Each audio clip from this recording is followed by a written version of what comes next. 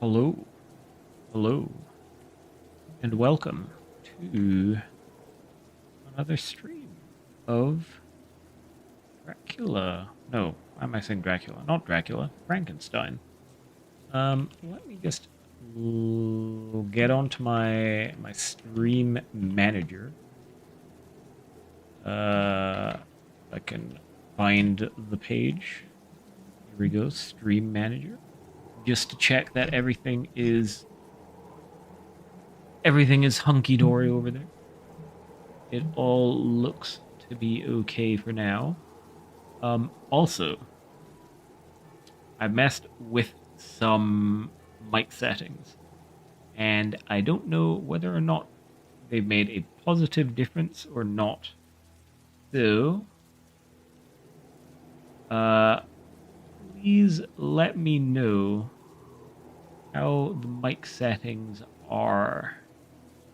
They're good or bad, because that will be good feedback on which I can act and improve them for the future. But yeah, let me get into it.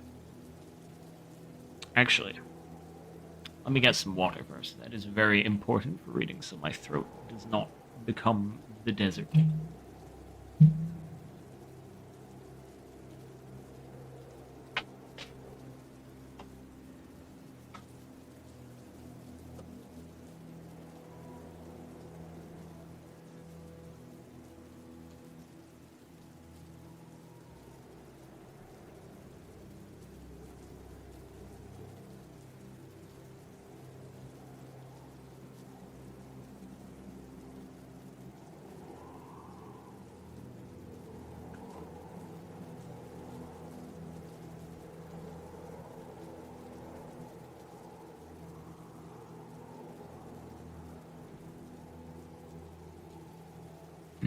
Okay, actually, first, uh, wait a second. This is okay. No, never mind. It's all fine. I think. Sure. Um, First, a recap of what happened last time. I believe that last time we had Dr. Frankenstein going on his little hike through the Alps, and while he was there, he encountered his monster. And the monster then recounted to him his own tale of woe. Well, I don't know. There's not really much woe yet in the monster's tale, but it's just his tale of coming to grips with his life and discovering the wonders of the natural world.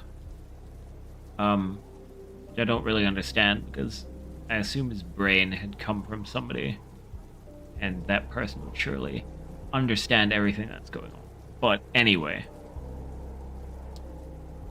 yeah, that is more or less what happened last time. And so, oh, we're in the wrong category, aren't we? Yes, we are. We should be in a different category. We should be in reading and writing, I think. What is the category called? Writing and reading. There we go. That's better. Yes. I literally forgot what I was saying. But anyway, let us get into it. Oh yeah. He like found some people that he was peeping on, and I assume it's gonna go on to talk about maybe how he forms a relationship with these people in some way or another. Anyway,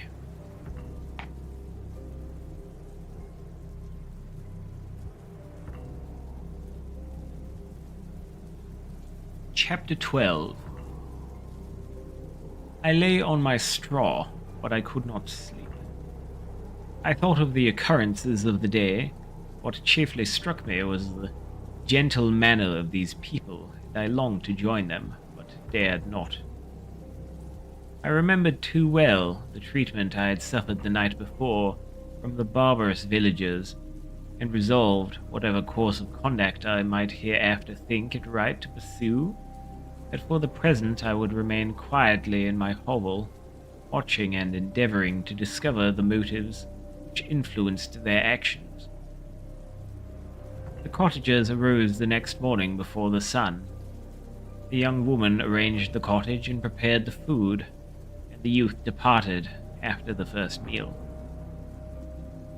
This day was passed in the same routine as that which preceded it. The young man was constantly employed out of doors, the girl in various laborious occupations within. The old man, whom I soon perceived to be blind, employed his leisure hours on his instrument or in contemplation. Nothing could exceed the love and respect which the younger cottagers exhibited towards their venerable companion. They performed towards him every little office of affection and duty with gentleness, and he rewarded them by his benevolent smiles. They were not entirely happy. The young man and his companion often went apart and appeared to weep. I saw no cause for their unhappiness. I was deeply affected by it. If such lovely creatures were miserable, it was less strange that I, an imperfect and solitary being, would be wretched. Yet, why were these gentle beings unhappy? They possessed a delightful house, such it was in my eyes, with every luxury. They had a fire to warm them when chill, and delicious viands when hungry.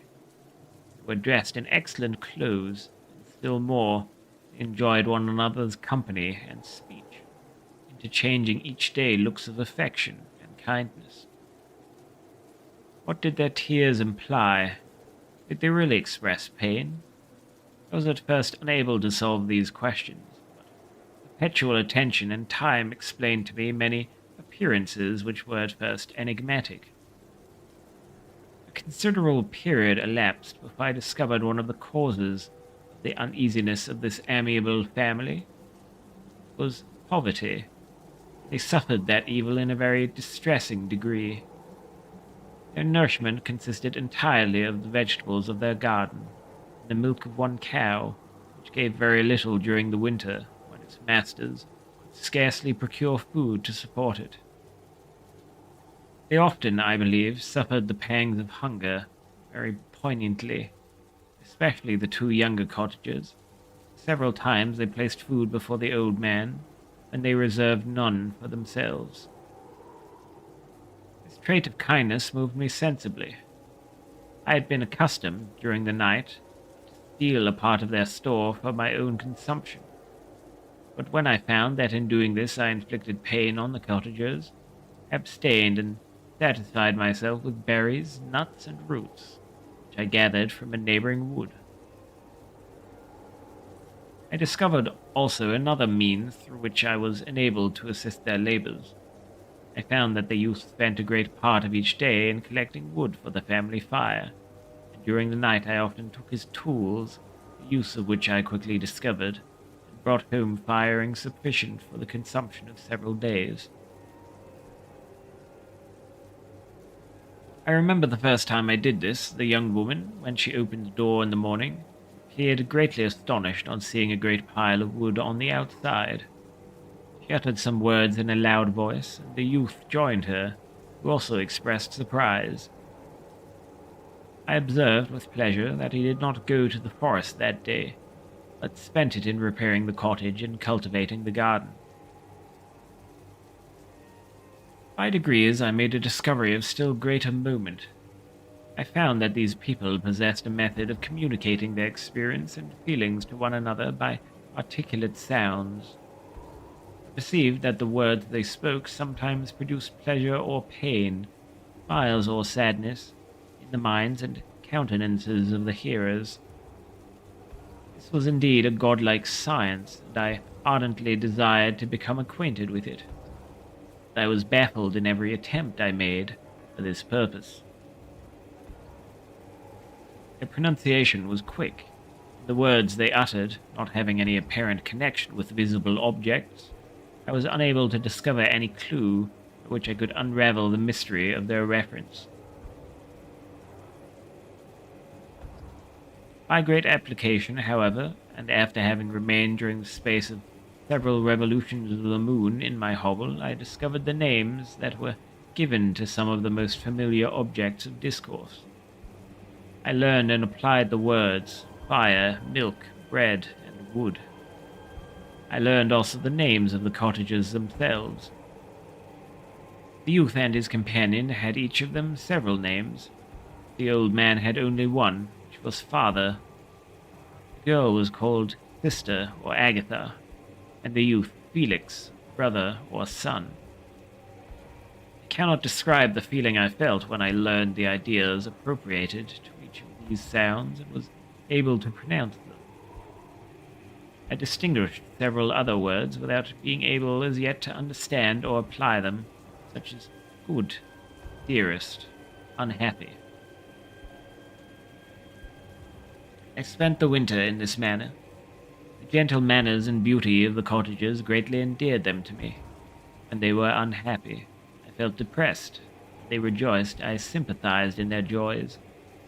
I saw few human beings besides them, and if any other happened to enter the cottage, their harsh manners and rude gait only enhanced to me the superior accomplishments of my friends. The old man, I could perceive, often endeavored to encourage his children, as sometimes I found that he called them, to cast off their melancholy. He would talk in a cheerful accent, with an expression of goodness that bestowed pleasure even upon me. Agatha listened with respect, her eyes sometimes filled with tears, which she endeavored to wipe away unperceived, but I generally found that her countenance and tone were more cheerful after having listened to the exhortations of her father. It was not thus with Felix. He was always the saddest of the group. Even to my unpracticed senses, he appeared to have suffered more deeply than his friends. But if his countenance was more sorrowful, his voice was more cheerful than that of his sister, especially when he addressed the old man. I could mention innumerable instances which, although slight, marked the dispositions of these amiable cottagers. In the midst of poverty and want, Felix carried with pleasure to his sister the first little white flower that peeped out from beneath the snowy ground. Early in the morning, before she had risen, he cleared away the snow that obstructed her path to the milk-house, drew water from the well, and brought the wood from the outhouse, where, to his perpetual astonishment, he found his store always replenished by an invisible hand. In the day, I believe, he worked sometimes for a neighboring farmer, because he often went forth and did not return until dinner, yet brought no wood with him. At other times he worked in the garden, but as there was little to do in the frosty season, he read to the old man and Agatha. This reading had puzzled me extremely at first, but by degrees I discovered that he uttered many of the same sounds when he read as when he talked. I conjectured, therefore, that he found on the paper signs for speech, which he understood, and I ardently longed to comprehend these also. But how was that possible when I did not even understand the sounds for which they stood as signs? I improved, however, sensibly in this science, but not sufficiently to follow up any kind of conversation, although I applied my whole mind to the endeavor. I easily perceived that, although I eagerly longed to discover myself to the cottagers, I ought not to make the attempt until I had first become master of their language, which knowledge might enable me to make them overlook the deformity of my figure. For with this also the contrast perpetually presented to my eyes made me acquainted. I had admired the perfect forms of my cottagers, their grace, beauty, and delicate complexions, but how was I terrified when I viewed myself in a transparent pool. At first I started back, unable to believe that it was indeed I who was reflected in the mirror. When I became fully convinced that I was in reality the monster that I am, I was filled with the bitterest sensations of despondence and mortification. Alas, I did not yet entirely know the fatal effects of this miserable deformity. As the sun became warmer and the light of day longer, the snow vanished. I beheld the bare trees and the black earth. From this time, Felix was more employed, and the heart-moving indications of impending famine disappeared. Their food, as I afterwards found, was coarse, but it was wholesome. They procured a sufficiency of it. Several new kinds of plants sprang up in the garden, which they dressed. These signs of comfort increased daily as the season advanced. The old man, leaning on his son, walked each day at noon, when it did not rain. I found it was cold when the heavens poured forth its waters. This frequently took place, but a high wind quickly dried the earth, and the season became far more pleasant than it had been. My mode of life in my hovel was uniform. During the morning I attended the motions of the cottagers, and when they were dispersed in various occupations I slept. The remainder of the day was spent in observing my friends. When they had retired to rest, if there was any moon or the night was starlight, I went into the woods and collected my own food and fuel for the cottage. When I returned, as often as it was necessary, I cleared their path from the snow and performed those offices that I had seen done by Felix. I afterwards found that these labors, performed by an invisible hand, greatly astonished them, and once or twice I heard them, on these occasions, utter the words, "Good spirit, wonderful," but I did not then understand the signification of these terms. My thoughts now became more active, and I longed to discover the motives and feelings of these lovely creatures. I was inquisitive to know why Felix appeared so miserable and Agatha so sad. I thought, foolish wretch, that it might be in my power to restore happiness to these deserving people. When I slept or was absent, the forms of the venerable blind father, the gentle Agatha, and the excellent Felix flitted before me. I looked upon them as superior beings who would be the arbiters of my future destiny. I formed in my imagination 1,000 pictures of presenting myself to them, and their reception of me. I imagined that they would be disgusted, until, by my gentle demeanor and conciliating words, I should first win their favor and afterwards their love. These thoughts exhilarated me and led me to apply with fresh ardor to the acquiring the art of language.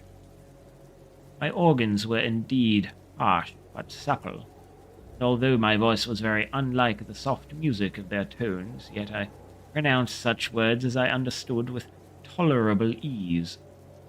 It was as the ass and the lapdog, yet surely the gentle ass, whose intentions were affectionate, although his manners were rude, deserved better treatment than blows and execration.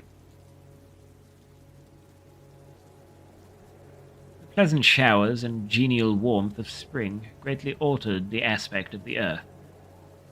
Men who before this change seemed to have been hid in caves dispersed themselves and were employed in various arts of cultivation. The birds sang in more cheerful notes, and the leaves began to bud forth on the trees. Happy, happy earth, fit habitation for gods, which, so short a time before, was bleak, damp, and unwholesome. My spirits were elevated by the enchanting appearance of nature. The past was blotted from my memory. The present was tranquil, and the future gilded by bright rays of hope and anticipations of joy.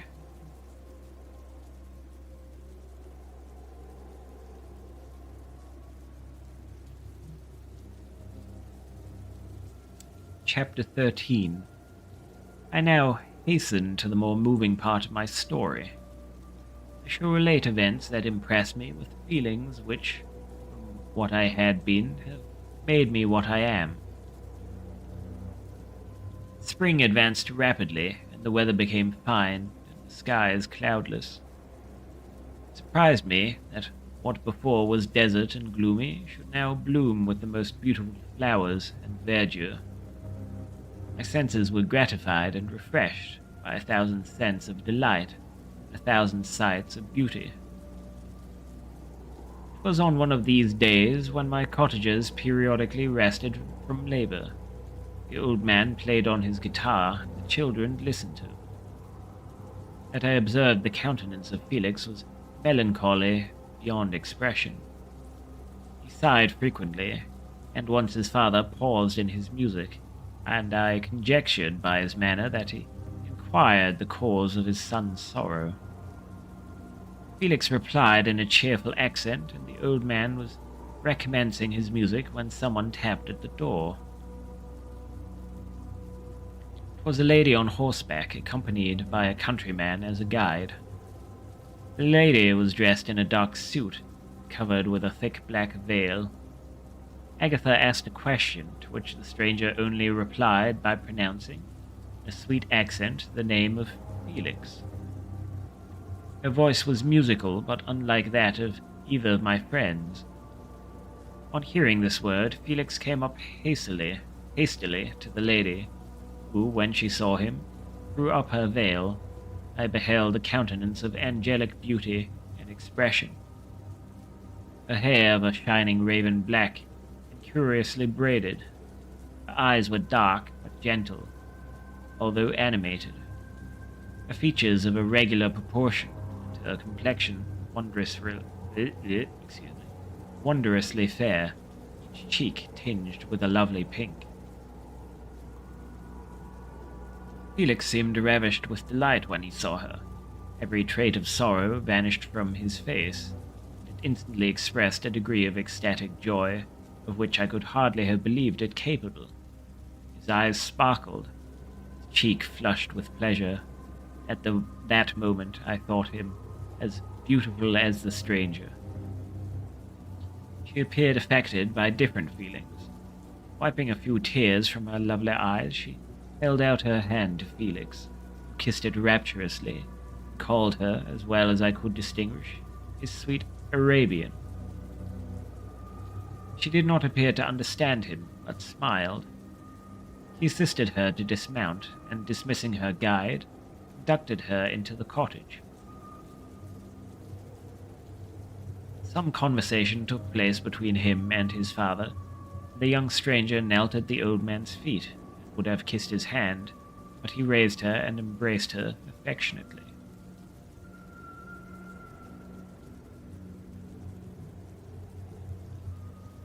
I soon perceived that although the stranger uttered articulate sounds and appeared to have a language of her own, she was neither understood by nor herself understood the cottagers. They made many signs which I did not comprehend, but I saw that her presence diffused gladness through the cottage, dispelling their sorrow as the sun dissipates the morning mists. Felix seemed peculiarly happy, with smiles of delight welcomed his Arabian. Agatha, the ever-gentle Agatha, kissed the hands of the lovely stranger, and, pointing to her brother, made signs which appeared to me to mean that he had been sorrowful until she came. Some hours passed thus, while they, by their countenances, expressed joy, the cause of which I did not comprehend. Presently I found, by the frequent recurrence of some sound which the stranger repeated after them, that she was endeavoring to learn their language, and the idea instantly occurred to me that I should make use of the same instructions to the same end. The stranger learned about 20 words at the first lesson. Most of them, indeed, were those which I had before understood, and I profited by the others.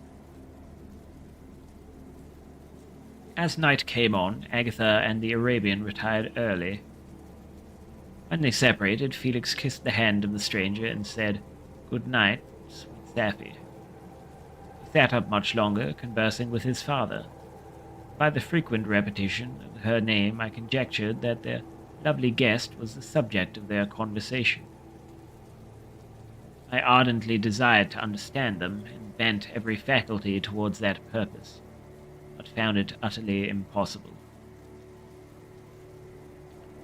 The next morning, Felix went out to his work. After the usual occupations of Agatha were finished, the Arabian sat at the feet of the old man, and, taking his guitar, played some airs so entrancingly beautiful that they at once drew tears of sorrow and delight from my eyes. She sang, and her voice flowed in a rich cadence, swelling or dying away like a nightingale of the woods. When she finished, she gave the guitar to Agatha, who at first declined it. Played a simple air, and her voice accompanied it in sweet accents, unlike the wondrous strain of the stranger. The old man appeared enraptured, and said some words which Agatha endeavored to explain to Safie, by which he appeared to wish to express that she bestowed on him the greatest delight by her music. The days now passed as peaceably as before, with the sole alteration that joy had taken place of sadness in the countenances of my friends. Safie was always gay and happy. She and I improved rapidly in the knowledge of language, so that in 2 months I began to comprehend most of the words uttered by my protectors. In the meanwhile, also, the black ground was covered with herbage, and the green banks interspersed with innumerable flowers, sweet to the scent and the eyes, stars of pale radiance among the moonlight woods. The sun became warmer, the night clear and balmy. My nocturnal rambles were an extreme pleasure to me, although they were considerably shortened by the late setting and early rising of the sun.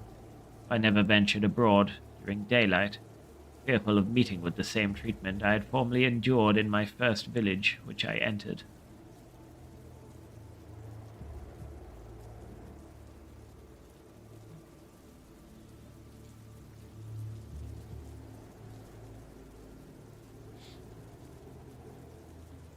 My days were spent in close attention, that I might more speedily master the language.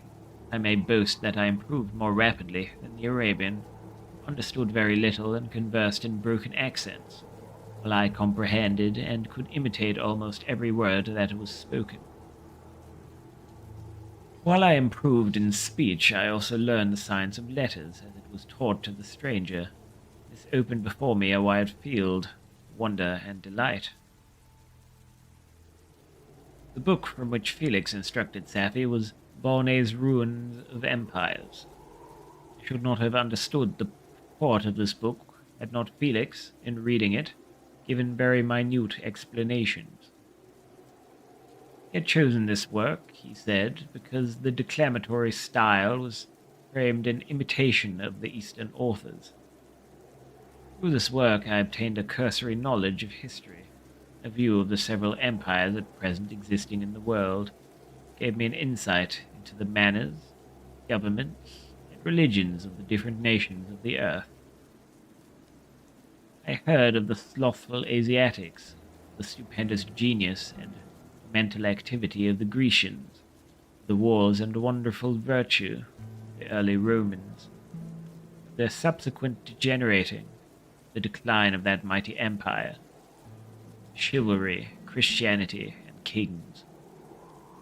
I heard of the discovery of the American hemisphere, and wept with Safie over the hapless fate of its original inhabitants. These wonderful narrations inspired me with strange feelings.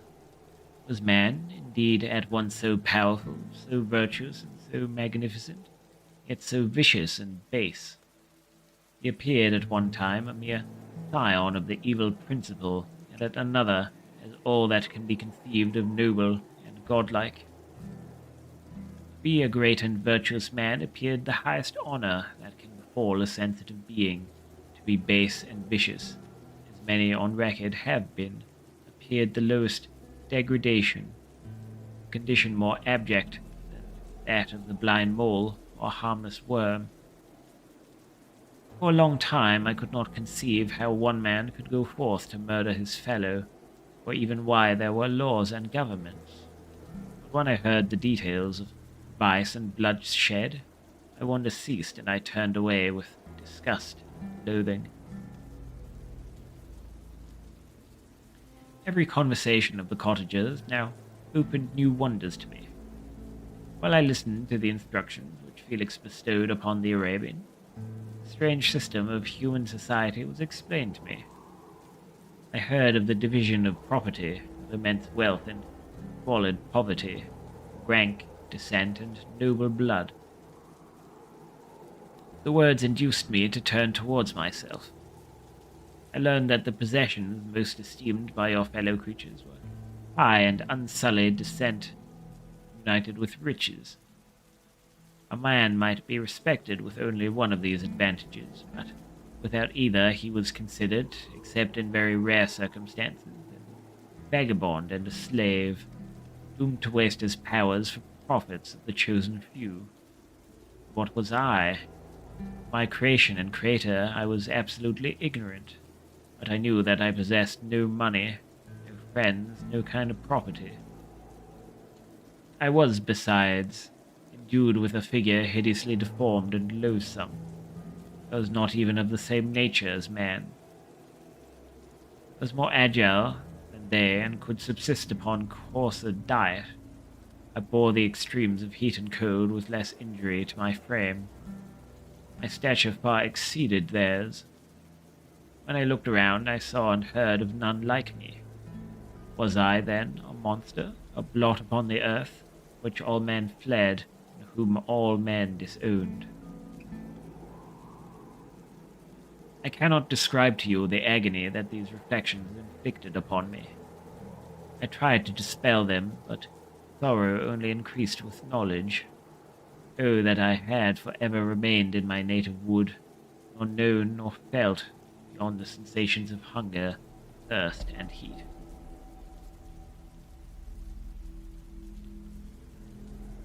What a strange nature is knowledge. It clings to the mind when it has once seized on it like a lichen on the rock. I wish sometimes to shake off all thought and feeling, but I learned that there was but one means to overcome the sensation of pain. That was death, a state which I feared yet did not understand. I admired virtue and good feelings, and loved the gentle manners and amiable qualities of my cottagers. I was shut out from the intercourse with them, except through means which I obtained by stealth, when I was unseen and unknown, which rather increased than satisfied the desire I had of becoming one among my fellows. The gentle words of Agatha and the animated smiles of the charming Arabian were not for me. The mild exhortation of the old man and the lively conversation of the loved Felix were not for me. Miserable, unhappy wretch. Other lessons were impressed upon me even more deeply. I heard of the differences of the sexes, the birth and growth of children. The father doted on the smiles of the infant, the lively sallies of the older child. All the life and cares of the mother were wrapped up in the precious charge. The mind of youth expanded and gained knowledge. Brother, sister, and all the various relationships which bind one human being to another in mutual bonds.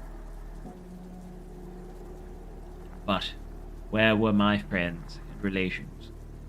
No father had watched my infant days, no mother had blessed me with smiles and caresses.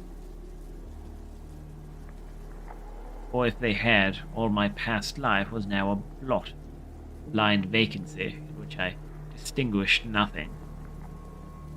From my earliest remembrance I had been as I then was in height and proportion.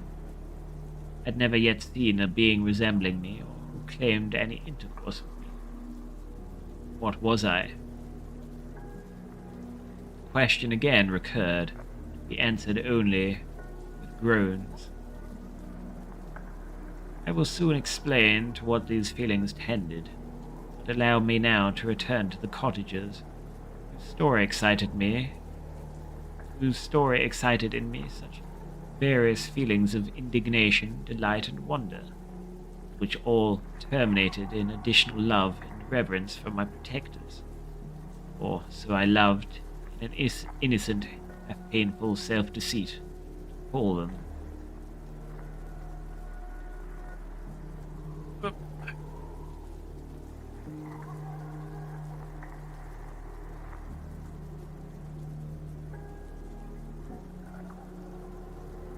Chapter 14.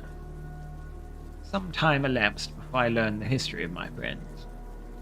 It was one which I could not fail to impress itself deeply in my mind, unfolding as it did a number of circumstances, each interesting and wonderful to one so utterly unexperienced as I was. The name of the old man was De Lacy. He was descended from a good family in France, where he had lived for many years in affluence, respected by his superiors and beloved by his equals. His son was bred in the service of his country. Agatha had ranked with ladies of the highest distinction. A few months before my arrival, they had lived in a large and luxurious city called Paris, surrounded by friends and possessed of every enjoyment which virtue, refinement of intellect, or taste, accompanied by moderate fortune, could afford. The father of Safi had been the cause of their ruin. He was a Turkish merchant and had inhabited Paris for many years, when, for some reason which I could not learn, he became obnoxious to the government. He was seized and cast into prison the very day that Safi arrived from Constantinople to join him. He was tried and condemned to death. The injustice of his sentence was very flagrant. All Paris was indignant, and it was judged that his religion and wealth, rather than the crime alleged against him, had been the cause of his condemnation. Felix had accidentally been present at the trial. His horror and indignation were uncontrollable when he heard the decision of the court. He made at that moment a solemn vow to deliver him, and then looked around for the means. After many fruitless attempts to gain admission to the prison, he found a strongly grated window in an unguarded part of the building, which lighted the dungeons of the unfortunate Mohammedan, who, loaded with chains, waited in despair the execution of the barbarous sentence. Felix visited the grate at night and made known to the prisoner his intention in his favor. The Turk, amazed and delighted, endeavored to kindle the zeal of his deliverer by promises of reward and wealth. Felix rejected his offers with contempt. When he saw the lovely Safi, who was allowed to visit her father, and who by her gestures expressed her lively gratitude, the youth could not help owning to his own mind that the captive possessed a treasure which would fully reward his toil and hazard.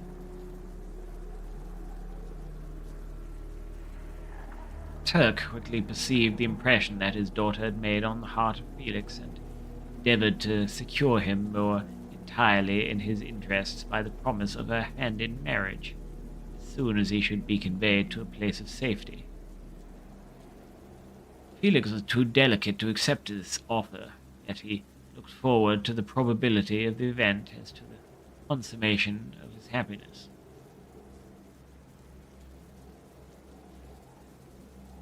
During the ensuing days, while the preparations were going forward for the escape of the merchant, the zeal of Felix was warmed by several letters that he received from this lovely girl, who found means to express her thoughts in the language of her lover by the aid of an old man, a servant of her father, who understood French. She thanked him in the most ardent terms for his intended services towards her parent, and at the same time she gently deplored her own fate. I have copies of these letters, for I found means, during my residence in the hovel, to secure the implements of writing. The letters were often in the hands of Felix or Agatha. Before I depart, I will give them to you. It will prove the truth of my tale. At present, as the sun is already far declined, I shall only have time to repeat the substance of them to you. Safi related that her mother was a Christian Arab, seized and made slave by the Turks. Recommended by her beauty, it won the heart of the father of Safi, who married her. The young girl spoke in high and enthusiastic terms of her mother, who, born in freedom, burned the bondage to which she was now reduced. She instructed her daughter in the tenets of her religion, taught her to aspire to higher powers of intellect and independence of spirit forbidden to the female followers of Muhammad.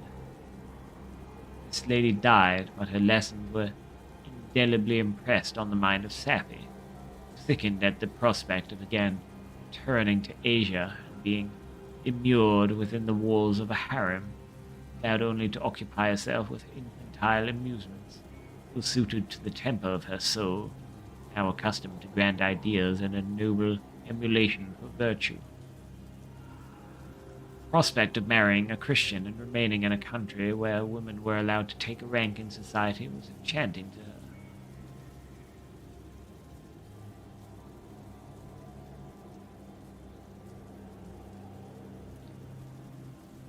The day for the execution of the Turk was fixed, but on the night previous to it he quitted his prison and began mourning, and before morning was distant many leagues from Paris. Felix had procured passports in the name of his father, sister, and himself. He previously communicated his plan to the former, who aided the deceit by quitting his house under the pretense of a journey, and concealed himself with his daughter in an obscure part of Paris. Felix conducted the fugitive through France to Lyons and across Mount Cenis to Leghorn. The merchant had decided to wait a favorable opportunity of passing into some part of the Turkish dominions. Safi resolved to remain with her father until the moment of his departure, for which time the Turk renewed his promise that she should be united to his deliverer, and Felix remained with them in expectation of that event. And in the meantime he enjoyed the society of the Arabian, who exhibited towards him the simplest and tenderest affection. They conversed with one another through the means of an interpreter, sometimes with the interpretation of looks. Safi sang to him the divine airs of her native country.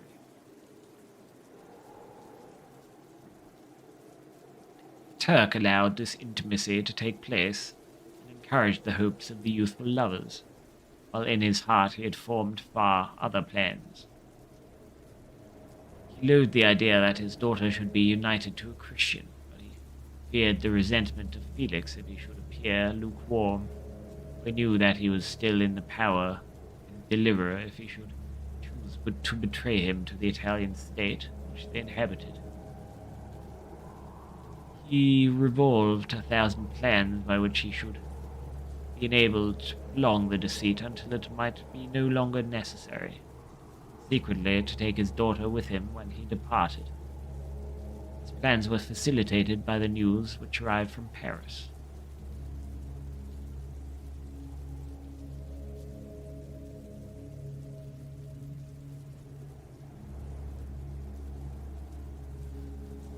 The government of France were greatly enraged at the escape of their victim and spared no pains to detect and punish his deliverer. The plot of Felix was quickly discovered, and Lacey and Agatha were thrown into prison.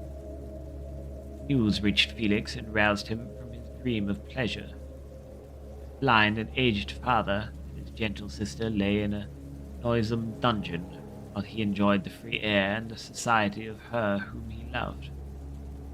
The idea was torture to him. He quickly arranged with the Turk that if the latter should find a favorable opportunity for escape before Felix could return to Italy, Safi should remain as a boarder at a convent at Leghorn, and Then, quitting the lovely Arabian, he hastened to Paris and delivered himself up to the vengeance of the law, hoping to free de Lacy and Agatha by this proceeding. He did not succeed. They remained confined for 5 months before the trial took place, the result of which deprived them of their fortune and condemned them to a perpetual exile from their native country. They found a miserable asylum in the cottage in Germany, where I discovered them. Felix soon learned that the treacherous Turk, for whom he and his family endured such unheard of oppression, discovering that his deliverer was thus reduced to it, was thus re- it, I've lost my place. On discovering that his deliverer was thus reduced to poverty and ruin, became a traitor to good feeling and honor, and had quitted Italy with his daughter, insultingly sending Felix a pittance of money to aid him, as he said, in some plan of future maintenance. Such were the events that preyed on the heart of Felix and rendered him, when I first saw him, the most miserable of his family. He could have endured poverty, and while this distress had been the meed of his virtue, he gloried in it. The ingratitude of the Turk and the loss of his beloved Sapphi were misfortunes more bitter and irreparable. The arrival of the Arabian now infused new life into his soul. When the news reached Leghorn that Felix was deprived of his wealth and rank, the merchant commanded his daughter to think no more of her lover, and to prepare to return to her native country. The generous nature of Sapphi was outraged by this command. She attempted to expostulate with her father. He left her angry, reiterating his tyrannical mandate. A few days after, the Turk entered his daughter's apartment and told her hastily that he had reason to believe that his residence at Leghorn had been divulged and that he should speedily be delivered up to the French government. He had consequently hired a vessel to convey him to Constantinople, for which city he should sail in a few hours. He intended to leave his daughter under the care of a confidential servant, to follow at her leisure with the greatest part of his property, which had not yet arrived at Leghorn. When alone, Sapphi resolved in her own mind the plan of conduct that it would become her to pursue in this emergency. Residence in Turkey was abhorrent to her. Religion and her feelings were alike averse to it. By some papers of her father which fell into her hands, she heard of the exile of her lover and learnt the name of the spot where he then resided. She hesitated some time, but at length she formed her determination. Taking with her some jewels that belonged to her and a sum of money, she quitted Italy with an attendant, a native of Leghorn, who understood the common language of Turkey, departed for Germany. She arrived in safety at a town about 20 leagues from the cottage of de Lacy, when her attendant fell dangerously ill. Sapphi nursed her with the most devoted affection. The poor girl died, and the Arabian was left alone, unacquainted with the language of the country, and utterly ignorant of the customs of the world. She fell, however, into good hands. The Italian had mentioned the name of the spot in which they were bound, and after her death the woman of the house in which they had lived took care that Sapphi should arrive in safety at the cottage of her lover.